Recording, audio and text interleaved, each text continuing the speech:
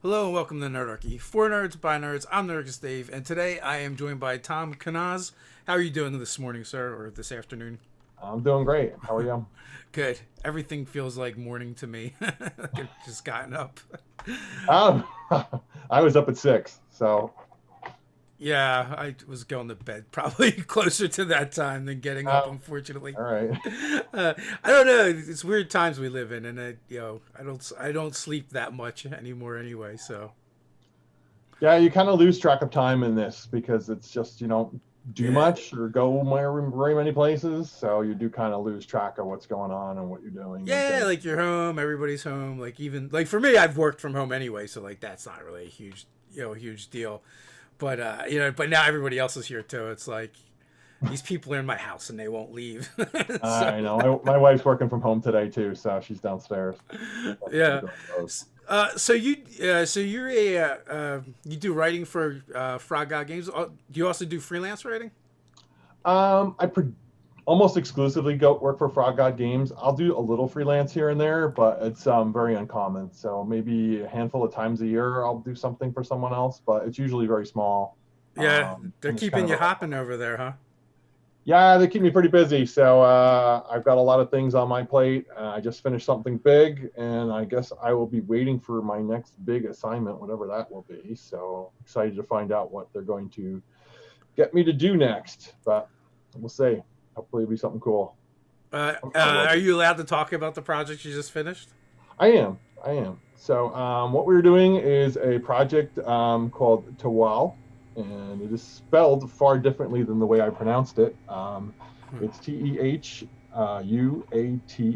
and it is a Mesoamerican themed expansion for the Lost Lands campaign setting from Frog God Games. So it will have a complete book, which will describe the island. It's an island in very extensive detail. It'll describe the people, the religion, the culture, society, equipment, spells, classes, and a whole host of other information, as well as a calendar. It also even has a Nahuatl pronunciation guide, which is the language that was spoken by the Aztecs and the people who lived in the area in Mexico during the pre-Columbian period. The language is still spoken today, but we don't know exactly how it was pronounced back then. So we're going with it's the way it's pronounced now. So it comes with that book, and then it comes with 5 brand new adventures that were specifically written for this setting. One is written by me. 2 are written by Tim Hitchcock, who you may know from Paizo. He did Kingmaker. And the other 2 are from Rob Manning, who's done a lot of work for a variety of other companies over the years. So yeah, you're getting to collab with a lot of well-known writers. Yeah, yeah, it's good because Tim and I know each other for a long time. We've known each other for 20 years, and he lives in Staten Island, and I live in New Jersey. So we get together periodically and just shoot the breeze and think of what are you working on, what am I working on, and we've always tossed around. We got to work on something together. We never get a chance to. It's always you're doing something, I'm doing something. And this time I had the opportunity to pull them in, and I did. I pulled them in for 2 adventures. So I'm ecstatic I was able to do that. Do you have a type of content that you prefer to write? I kind of think of myself as a Renaissance man in terms of writing because I think I can do adventures really well, but I can also do the crunch really well too, and the fluff. Because I'm a real stickler with the crunch.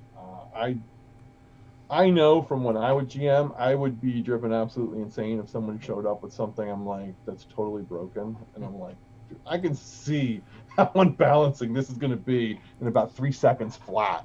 So I would not want to do that to somebody else. So I really make sure when I do something that it's not going to be over the top. Will I make a mistake? Of course, I'll make a mistake every now and then, but I try and minimize that. So I feel comfortable really writing anything, but if you put me in a room and said you have to write something, I guess it would be an adventure. There's some love for Staten Island in the chat. Oh, is there? Love. Yeah, Staten Island. My new favorite show is actually What We Do in the Shadows. I don't know if Yeah. you've seen that on FX. Uh, It's set in Staten Island with the vampires all live in Staten Island. So I have not. I just know. I mean, we were talking a little bit before we got started. I used to work up in Central Jersey, and then we would travel north oftentimes. And the GW, I still have flashbacks. We would leave in the middle of the night most of the time just to avoid the traffic. yeah, the traffic. I worked in the city for 5 years too. I commuted though by the bus, and then I took the train. And it's something I don't miss for a second. So it was nice being there. Like once you got there, it was cool because it's like, oh, I can go to the Complete Strat for lunch, pick up a few books, come back to work, or I can go down to Chinatown and get lunch, or I can go to Little Italy and pick up something and then come back. But getting there and getting out was always the headache part of the commute to the city. So we do have a question in the chat. What advice do you have for folks writing content inspired by or based on specific cultures? Oh boy, research it. Research a lot of it. There's a lot of sources out there, and it depends upon how familiar your audience is with that particular culture. You also want to avoid the common tropes that have been used like time and time again. So, I mean, some of them are so endemic to the culture, you almost have to use them, but you want to dig a little deeper and find things that most people don't know or haven't heard of before or aren't readily familiar with. So for instance, for this Mesoamerican book, there's a number of different classes that I use that some are based on book people are familiar with. People have heard of probably a Jaguar Knight or an Eagle Knight or one of the Aztecs' knightly orders, or the Shorn Ones, which were a class of warriors in their society, but others were very unheard of. Or I just created them totally, made them up because there was nothing equivalent to it. But you want to make sure you really research the culture and really immerse yourself in it. Learn some of the language. I'm not saying you have to be fluent. I can't speak fluent in a while, but at least I've learned to pronounce it and familiarize myself with the structure of words. And, we use some real words in the book to keep it authentic, but obviously there wasn't a real word for a lot of things. So you kind of had to concoct a word using bits and pieces of other ones, but you want to make sure it sounded consistent and didn't sound something like totally out of left field when you put it in paper. So that's really something you want to make sure you do a lot of research. I probably did about a year of research on this book before I really delved into some of the crunchy parts of it. So did they have like sensitivity readers and stuff go over it afterwards? I'm trying to find one, and it's extremely difficult because there's no living Aztecs today. There are their descendants, obviously, but there's nobody who's a pre-Columbian person around. Yeah. So, we're working on that. I did everything I could, I think, to avoid any of those kind of issues. But, again, I'm not perfect. So something could have slipped through. But we're working on that, I think. Yeah, so it can be a touchy subject for sure. And, being able to approach it from a respectful and being cognitive of those tropes, I'm sure, is super important and helpful.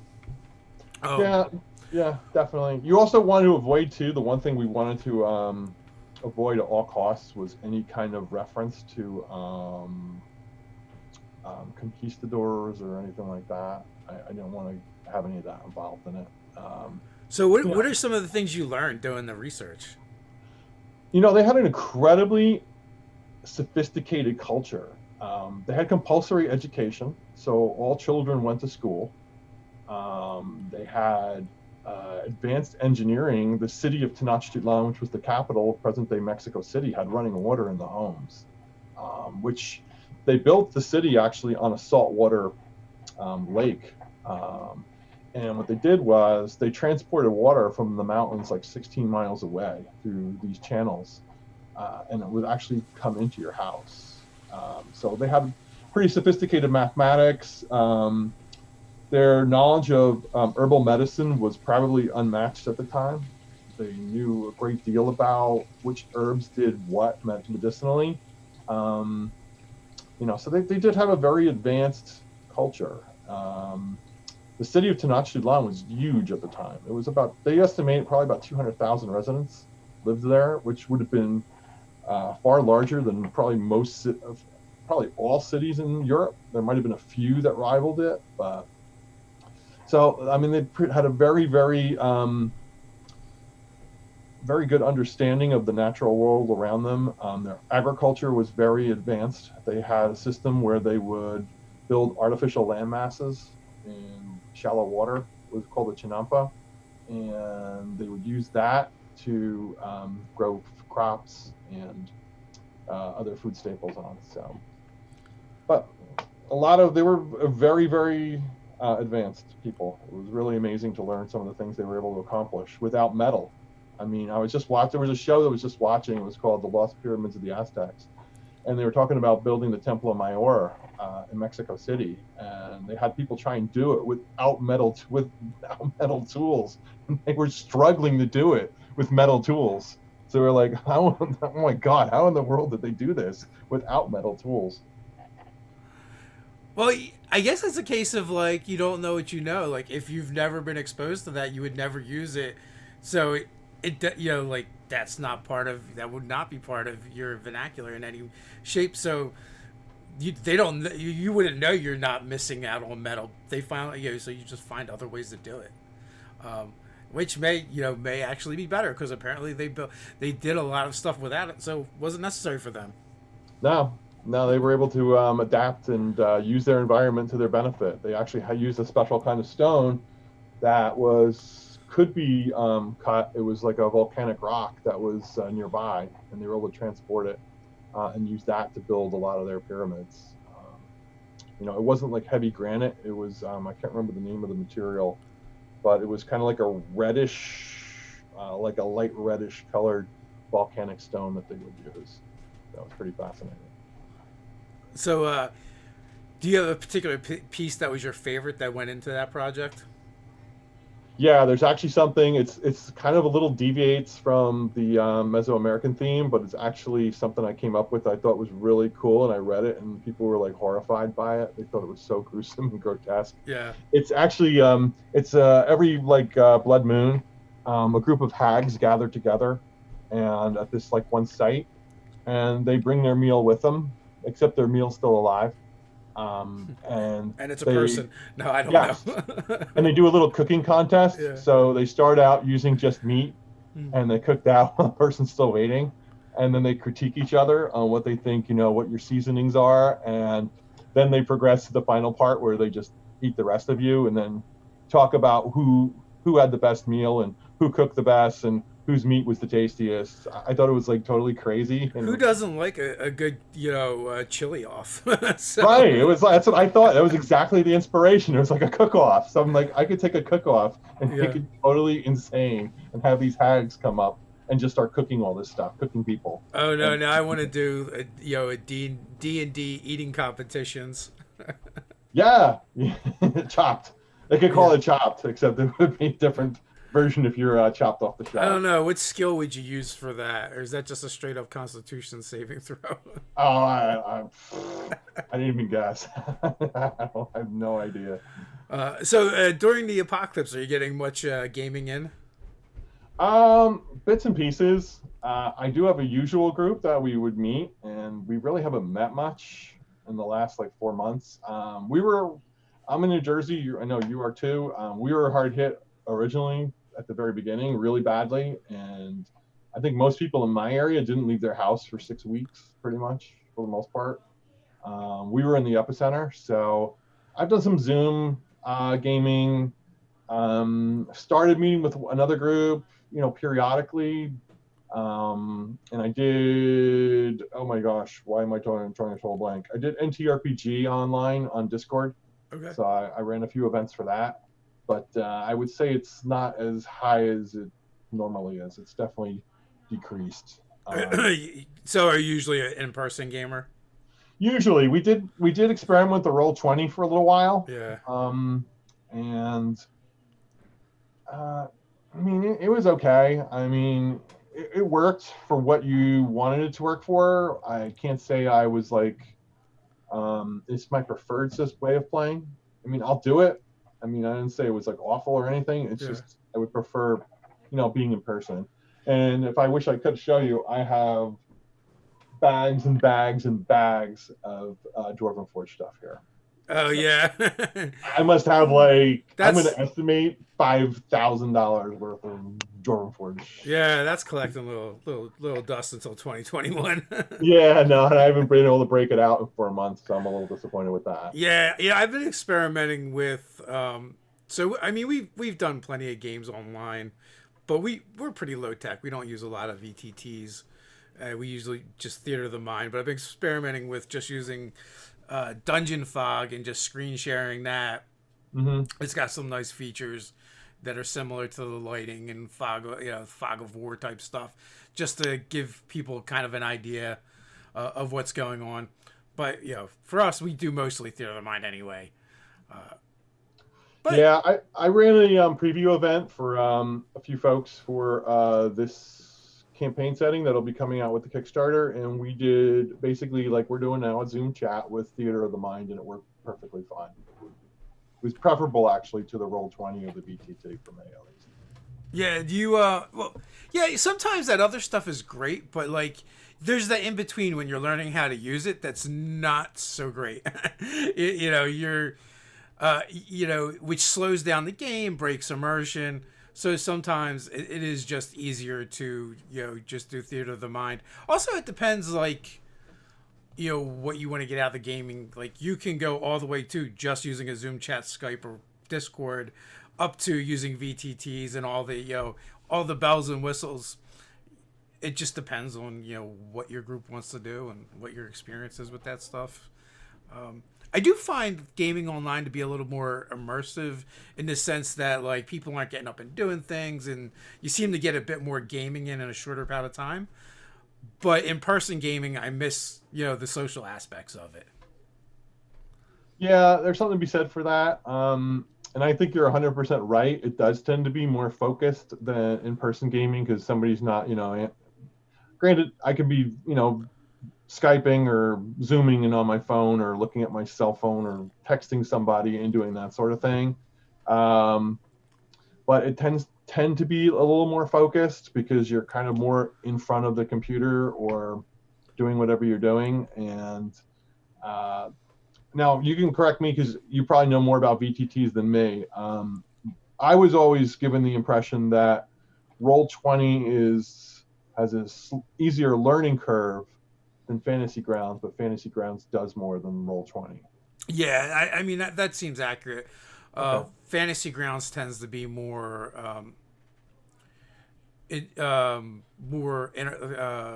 more things automated, and then Roll20 definitely feels a lot more intuitive.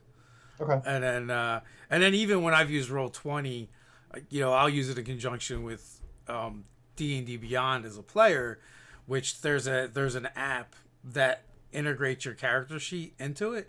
So really, as a player, you don't have to learn like all the macros and micros. You can just use your character sheet, which is pretty nice. Nice. That's cool. Yeah. Cool. It's Beyond 20. One of the more recent games I started playing in, I was like, oh, this is good. Because I hadn't used Roll20 in a while. They're like, you can put your character in here, or you can just do this thing. And I find, I don't know if you use D&D Beyond or not, but I find it super easy, and people that have very little experience, I've seen them build characters super fast. Some of my friends use D&D Beyond, so I've used a little bit of it. And one of my friends actually was mentioning the other program you're talking about, Beyond 20 or Beyond 20. He was raving about how good it was, that it was easy to learn and it was it moved quickly. Well, there's nothing to learn really. Like if you all you have to do is open up your D&D Beyond character sheet and have that extension on your browser. Okay. And if you have Roll20 open, you literally just click on your character sheet and it does it does the rolls for you. Oh, wow. Right into Roll20. Yeah, so like if you're as a player anyway, if you're going into a game and you're familiar with D&D Beyond but not Roll20, well, it kind of alleviates having to learn a lot of the stuff. You just jump right in. Okay, cool. Well, I will have to give that a shot. So do you prefer running games or playing in games? Depends. I prefer running games with. It's kind of strange. I prefer running games at cons, and I prefer playing games at home. Okay.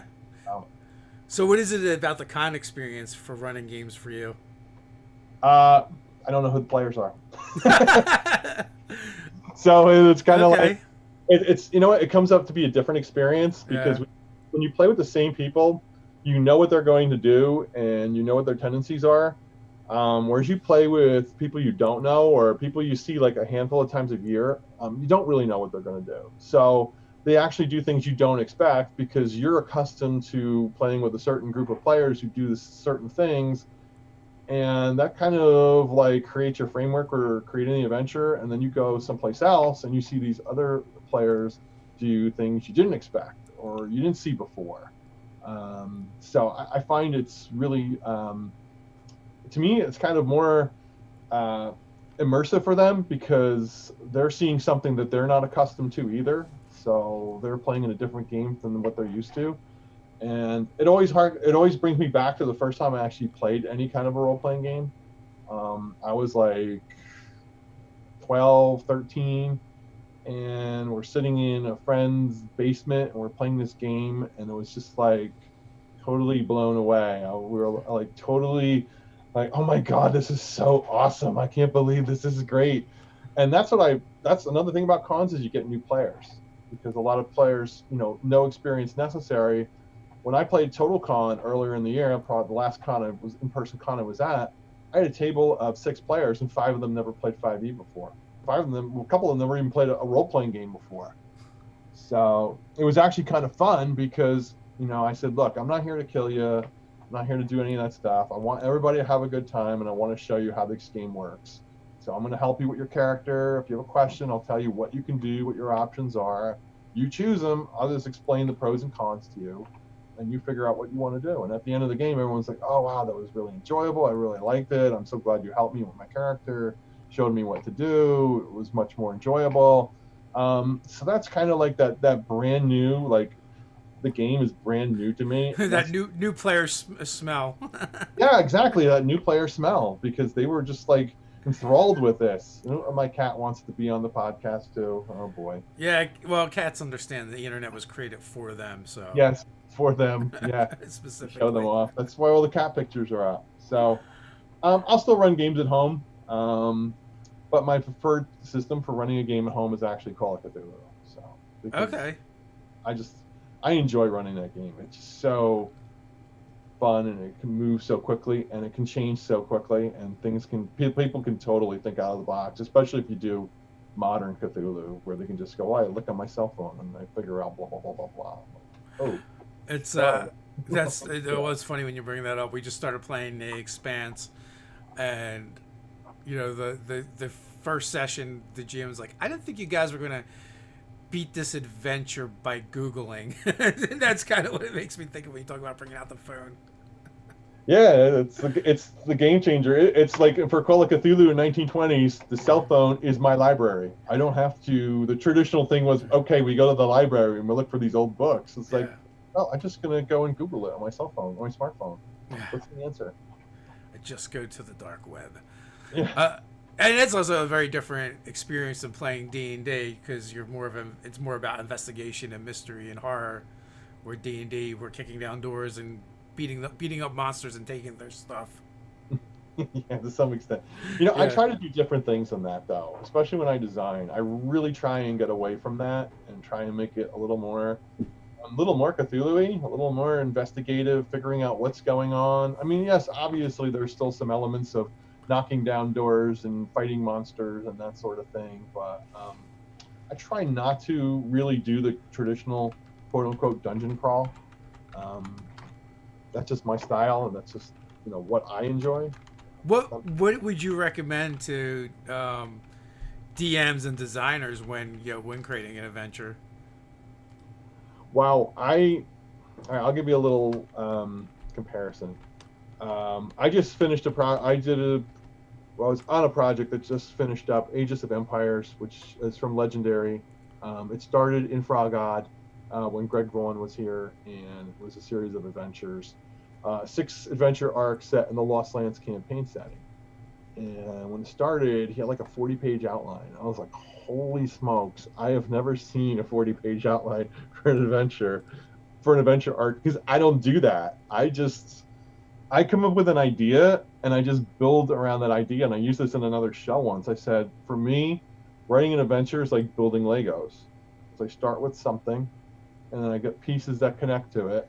And before I'm done, I have this nice little story and a nice little dungeon. So that's the way I do it. I know most people don't do it that way. Most people do it from an outline, and that's fine. But I think my advice is always to start with something simple. I think some people outthink themselves or overthink themselves. And start with a simple premise and then build the premise from there. Don't start with something overly convoluted and then try and fit the pieces in, because it becomes very difficult. And you'll find that, there's a lot of loopholes or rabbit holes that you weren't anticipating that someone's going to find, and you're going to be going, uh-oh, I didn't think of that. So Yeah, one of the best world building pieces of advice I'd ever seen was start small, work your way out, don't make more than you need. And I feel like that can apply to almost anything. Because you end up with a bunch, or GMs will end up with all this stuff that's never going to come up and players are never going to see, which is fine if you want to create it for yourself, but you just need to know, that if you overthink it and make it overcomplicate it. I find when I'm writing stuff for my games and use things, oftentimes I don't actually come up with the solutions. I don't bother with it. I just present all the problems I want my players to solve, and then I see what they do with them. Obviously, as a writer, you can't do that. You have to supply the solutions as well. But I find, personally as a GM, sometimes that pigeonholes me to be like, oh, they have to solve this problem this one way, and can really slow down gameplay and kind of make it not fun. Yeah, actually, going back to the adventure I was just talking about from Aegis of Empires, one of the things was there was this, my adventure has this lengthy journey, and there's clues you have to pick up.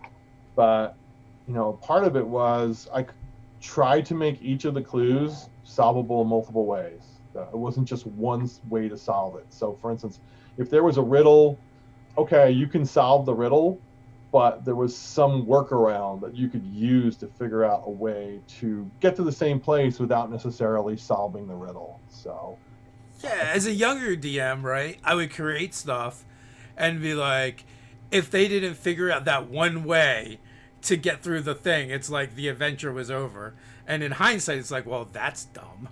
Right, that doesn't work, because we know that things don't always, there's almost always a workaround to something, Yeah. You can figure a way to get around it. Well, there's this bridge that goes over this chasm, and the only way across this chasm is this bridge. Well, my character has an ability to run on a wall, so I'm just going to run on the wall on the side of the bridge and come around it, or I'll fly, or whatever. So, yeah, I try to avoid that where there's just one way of doing things, because people will think differently, and they get very frustrated too if you do that. Players will just get frustrated and say, well, I can't do it. The old, you got to find a key in one part of the dungeon, and if you don't find the key in that one part of the dungeon, that's it. You can't get past it, and you're stuck. And yeah, it's just not fun. It's just not fun for anybody. Or if there's a clue that you feel the players absolutely have to have, just give it to them. Don't require rolls. Yeah, no, that's true too. Yeah, I mean, let them think a little bit. I mean, let them, and let them come up with something. But and if they go down another thought process and it sounds plausible, okay, make a check. All right, cool, you got it. You figured it out. So. Yeah, I'm a big fan of that. It's like, and sometimes too they surprise you. Like they come up with ideas that were cooler than whatever it was you thought of. So. Yeah, and you know who's good at that? Kids. Yes. They're great at that, and that's why kids do so well in this. I was reading an article that said that's why kids do so well in escape rooms. It's because adults overthink everything, and kids just look at it and go, okay, they go for the simplest solution and figure it out. Whereas, adults are sitting here trying to do algorithms and throwing quadratic equations together to figure out this puzzle, and they're just like, And then it was 3 to 6. in the meantime, Timmy or Susie just walks over and pulls the lever. So, Exactly, and it works. I'm like, okay. who knew? Who knew? Mm-hmm. So how did you get started gaming? You mentioned it a little bit. My brother and I had a neighbor who moved like away in town, and she had these friends who came from New York, and they went to Stuyvesant High and Regis High, which are kind of like exclusive high schools in the city. Mm-hmm. And when we were sitting there one day at my neighbor's house, they're like, "Oh, we found this game. All the kids are playing it in school called Dungeons and Dragons. You guys want to play?" And we're like, "Okay, I guess we will." And we didn't have 20-sided dice, so we used 3 6-sided dice from a Monopoly set, and we played, and we were just like hooked. And it was just like, I remember sitting there, and I told the story to other people. We got there at like 10 in the morning, and the next thing I remember is my mother calling and saying, "Where are my kids?" And it's like 8 o'clock at night. I'm like, oh crap! Like 10 hours went by. It seemed like we just got here like a few minutes ago. So ever since then, I was just hooked. We went out, bought the books, and I think this was, if I try and date it, I think it's around 1979. So I guess it. I love those stories where people are like, we only had like one book, or we didn't have a D20. So, and people are like finding this game and trying to figure out how it works. And I mean, first edition was like that anyway, but the added complications. I've had several people on that are from other countries, and they're like, the books are really hard to get, but we've like learned about the idea, and started playing without the game. So those stories are always fun and interesting to me. Yeah, we had the blue book. I guess it was in the small blue book and the set. And I remember the adventure was Keep on the Borderlands. I remember that very clearly. Yeah. I guess that was for basic D&D, or... You're also dating yourself a little bit there. Yeah, I know. I know. Most people don't, when I tell my age, they're like, "No, you're not that old." Yeah, sorry. I was in the chat, Dan. I was so confused in '79 with just the PHP. Then I got the others and played in '80. Yeah, and that's a lot of people that stories that I've heard. Like the concept was so new. No one even knew how this game interacted and worked, and you needed all the pieces. Some people, I've heard people say they only had a monster manual and thought that was the game. I don't think we had a monster manual. We just had the blue book, which had the monster stats in the back, if I remember it correctly. And then I think we went out and bought, I guess it was first edition D&D. I don't remember. Because there was Expert. I remember Expert. That was one of the box sets, yeah. Yeah, I didn't get the Expert. I remember getting the first edition D&D and playing it. And I was like, oh my God, this is so cool. Look at that. They've got all these like monsters in here. I thought we only had those little monsters that were in the back of that blue book. Yeah. So it was... And you still like played for 12 hours off of like part of the game. Yeah, pretty much. I mean, and then we went and got all the Giant series, and then the D series and the A series, and played them all. And then I remember when Ravenloft came out, I was like, oh my God, this adventure's so cool. Look at it. It's not the same thing. The monsters can be in different places. That's a totally new concept. And that was like blew my mind. I'm like, oh my God. Do you have a favorite setting? I liked Al-Qadim from back then. Yeah. We actually had a fun campaign for that. It was really enjoyable. I never got into most of the other ones. Obviously Greyhawk and Forgotten Realms, and I worked on one when I was at Bastion Press called Oathbound. If there's anyone out there who remembers that. It had a really cool concept, but I'll be honest, the crunch was dreadful. Well, games have evolved quite a bit. Yeah, no, they have.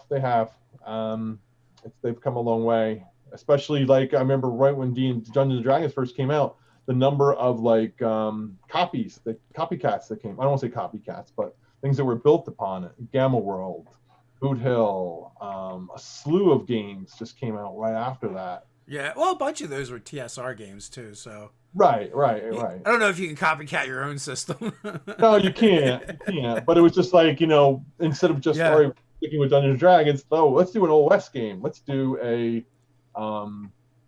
post-apocalyptic world game. Let's do this game. Let's do that setting. So it really mushroomed so quickly.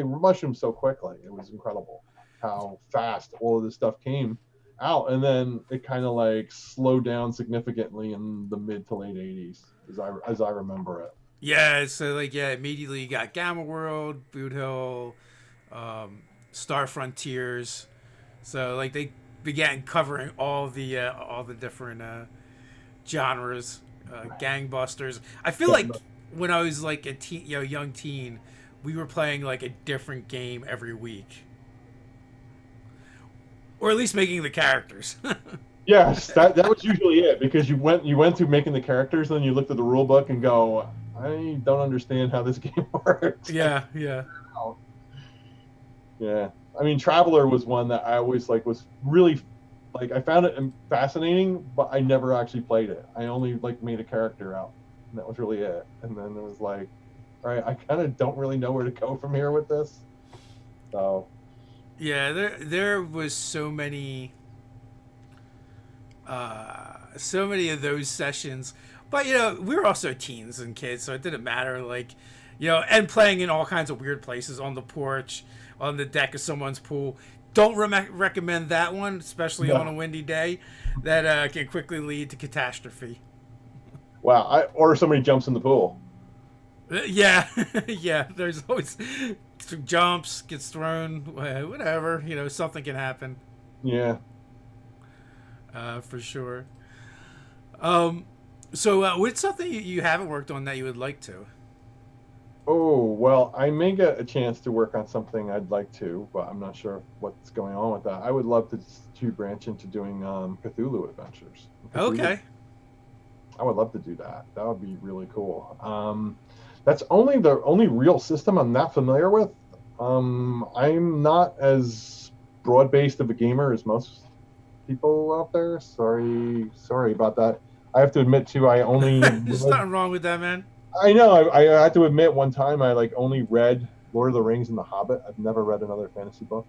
And I was like, oh my god, you never read another fantasy book? Uh-oh, you're gonna lose your nerd cred. I know. I never read another fantasy book. The confessions are coming out. Yeah, I know they are. Well, to be honest with you, so my thing is, I actually like the movies better than the books. So. Yeah, I remember reading the book as a kid. I remember reading Lord of the Rings, and I guess I was too young. I kept, who are Saruman and who are Sauron? Aren't they the same? Or this is a misprint? Yeah. A lot of the names are very similar. I couldn't figure it out. I'm like, who are these people? Why isn't Sauron and Saruman the same person? That's what I thought. It looks so similar, but that was very confusing for me. Yeah, for me, it's just I prefer a modern pacing. Even more so. And I'm really seeing that with my kids with movies, right? I try to get them to watch movies that I thought were great when I watched them, back in the 80s. And it's for them, it's like torture because the pacing is so much slower than what they're used to. What did you ask them to watch? Oh, it was things so Legend was the one that got a pass on, but Willow and Time Bandits was one of them. Don't please, whatever you do, don't subject your children to watching Hawk the Slayer. Yeah, so it's so sometimes, and also I have found as an adult going back and re-experiencing things that I loved as a kid, not always a great idea either. No. My kids did not appreciate it when I tried to make them watch Thundar the Barbarian. So. Yeah, that is kind of dated. I mean, it still looks cool. I do see it every now and it's on Boomerang, and it's I remember it. And I'm like, oh, that was cool. But then you kind of look at it and you go, my friends and I do a yearly gaming retreat. And the first year we went up to one of my friend's houses in Maine.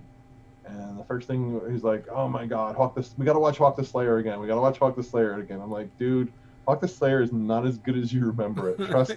Yeah. No, no, no. You don't know what you're talking about. I'm like, okay, go for it. So we put Hawk the Slayer on, and it was like, oh my God, I can't believe how cheesy this is with the music and the special effects, and it was just so silly. We're like, see, I told you, Just you killed, don't go back. yeah, you killed your childhood. Yeah. Leave it where it was. Just leave those memories where they are and don't revisit them.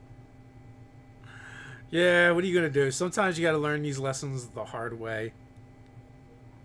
So, Cthulhu, Call of Cthulhu, are you want to write that for 5e, or do you want to write it for the actual system?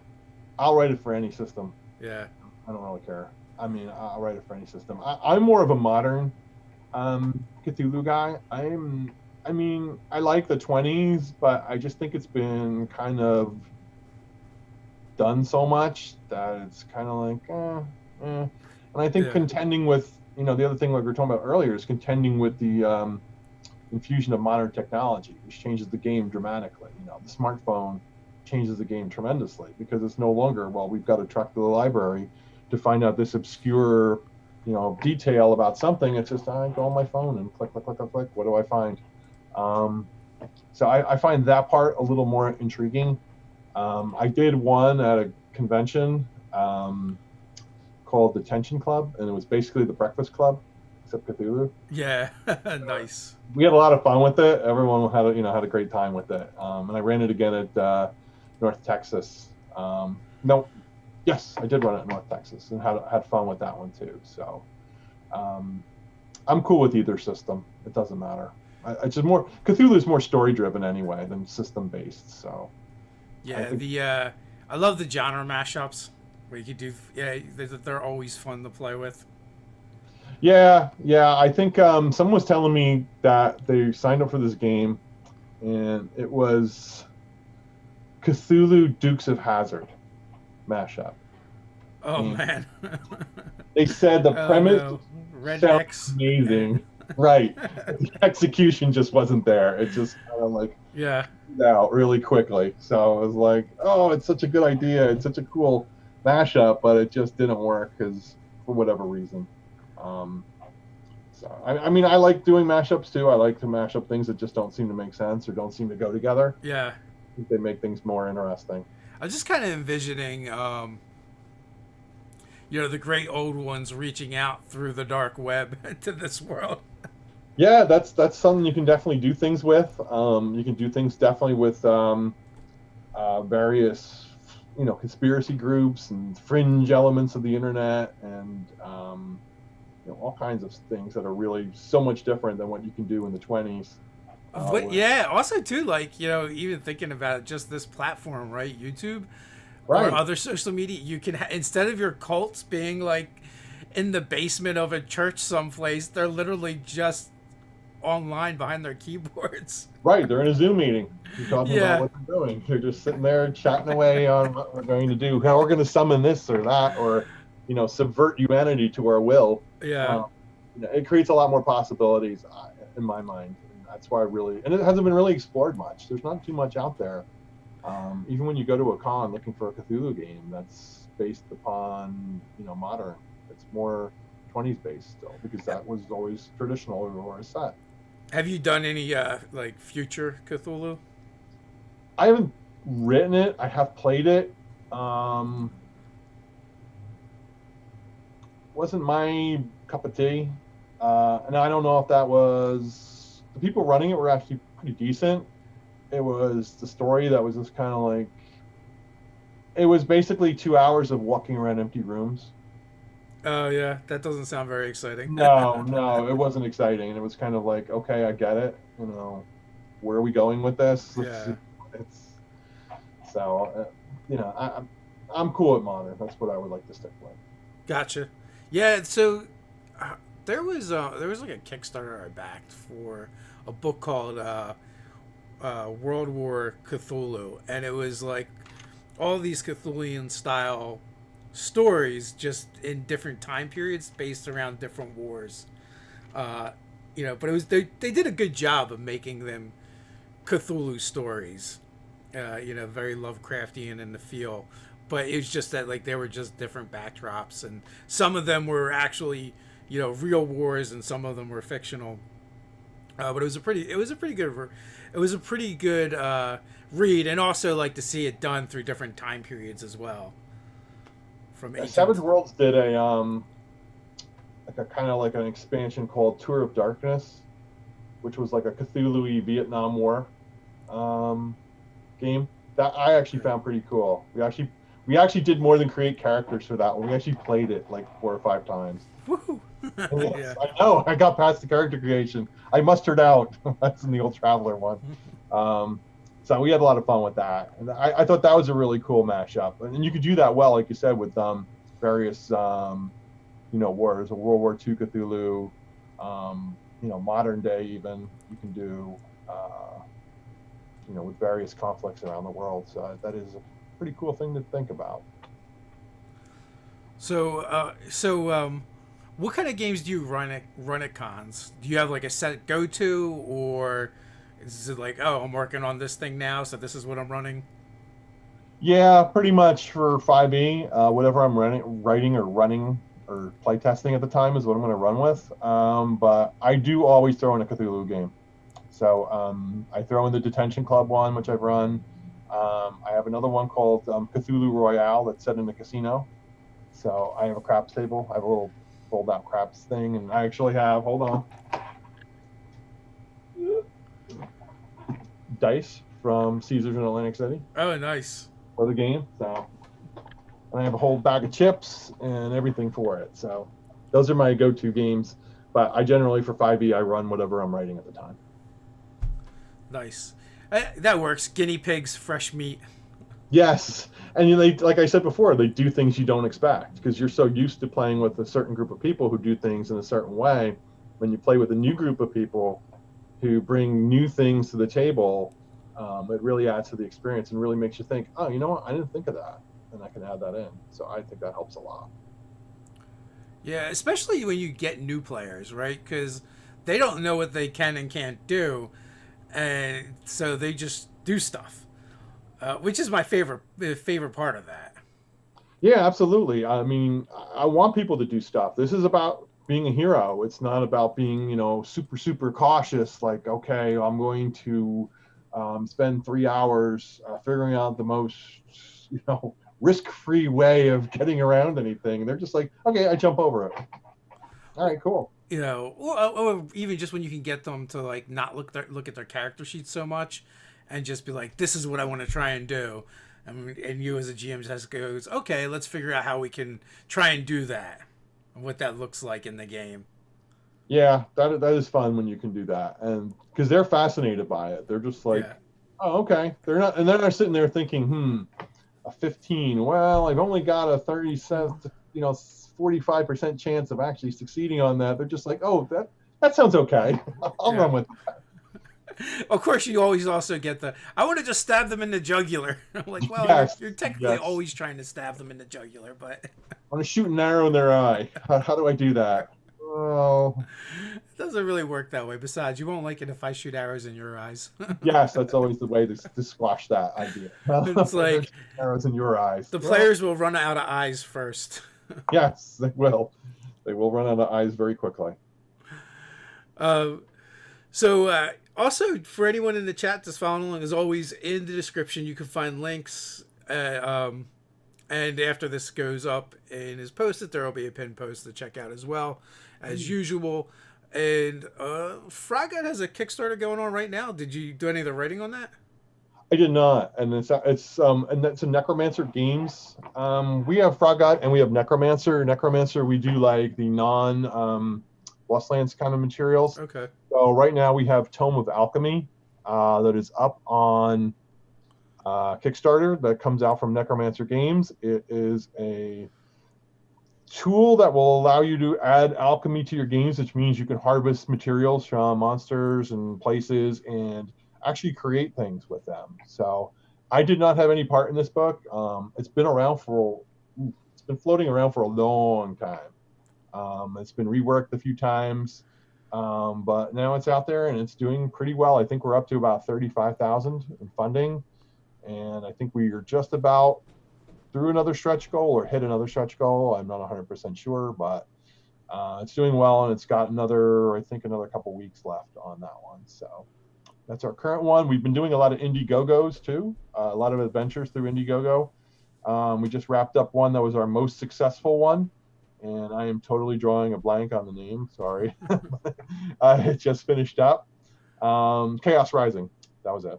And we'll have a few more. I'll have one. I don't know when it's coming out. I did for Indiegogo, so it's just totally bizarre. So when it comes out, it'll be something totally different. Probably something you've never seen before. So I'm nice. Really excited for that. It's actually set in a spa. The between Frog God and Necromancers, you guys have been putting out a lot of content.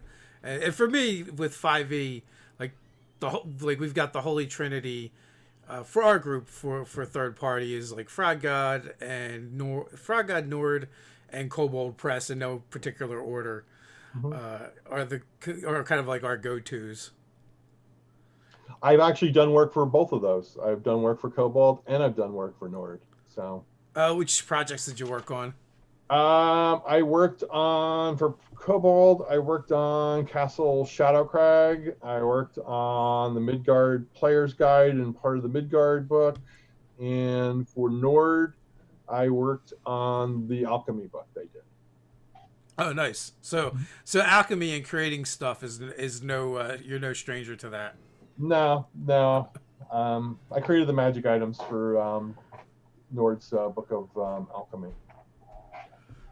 So what is one of your like favorite pieces to create, whether it be spell, magic item, subclass, race?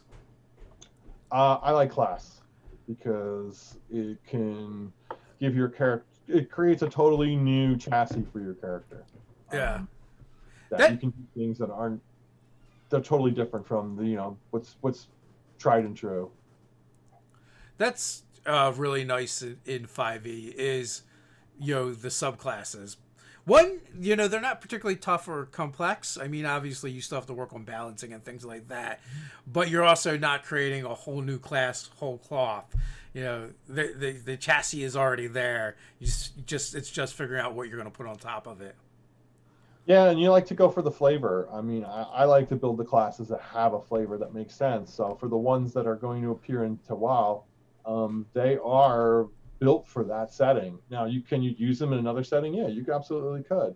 But they fit in very well in this setting because they adapt various features and technology that's present in this world. So there's there's a volcanic island. So there's one druid that is like a master of like fire and ash and, volcanic material and that type of thing. So I just find classes to be the most fun because you can really, really build the flavor on them. You can't go wrong with volcano dwarves. No, you can't. There's certain things that work, and that's probably one of them. Yeah. Now, so when I was a teen, I really enjoyed the Mystica series from Forgotten Realms. Although, in hindsight, there's probably a lot of things that are problematic about it. But, like I said, I read it in my teens, and I'm in my 40s now, so yeah, I just remember enjoying it and kind of like a lot of the cool flavor things. I'm sure, like for you guys, it was a good roadmap of like, okay, what are the problems? What is okay? Yeah. With I just see you like cringing over there. Yeah. I was like, no, we can't do that. No. Yeah. Well, that's why I preface it with it is something that I read in my teens, and I just remember enjoying it. It really goes back to a lot of what I said earlier. A lot of the things that you cherished as a child, it's probably better not to revisit. Yes. If I revisited an adventure I wrote as a 15-year-old, I would cringe. Yeah. Well, it comes with the nature of the beast. So we are coming up on the hour mark. Before we head on out, any final words? I enjoyed chatting with you about this. It was a lot of fun, and I did promise Dan I would get one thing in, and the next thing is going to be my next adventure is going to have a big bad guy built on the Captain and Tennille. Built on what? Captain and Tennille, remember them from the 70s? I do not. You don't remember Muskrat Love? I don't. Muskrat Love. Oh, okay. I probably haven't, but also I was born Love in will keep us together. I was also born in '75, so. Well, I was born in '67, Yeah. so. No, I just look about 10 years older than I am, so. That was big back then. The Captain, they were huge. So I want to make a crazy like bard. Yeah. And make them like a bard, and they just play terrible '70s music. So. Nice. Inflict that on people. Oh, Where Muskrat, the call in the chat. Yeah. Well, thanks for coming on, Tom. I appreciate you stopping in and chatting with us. And to everyone else, until next time, stay nerdy.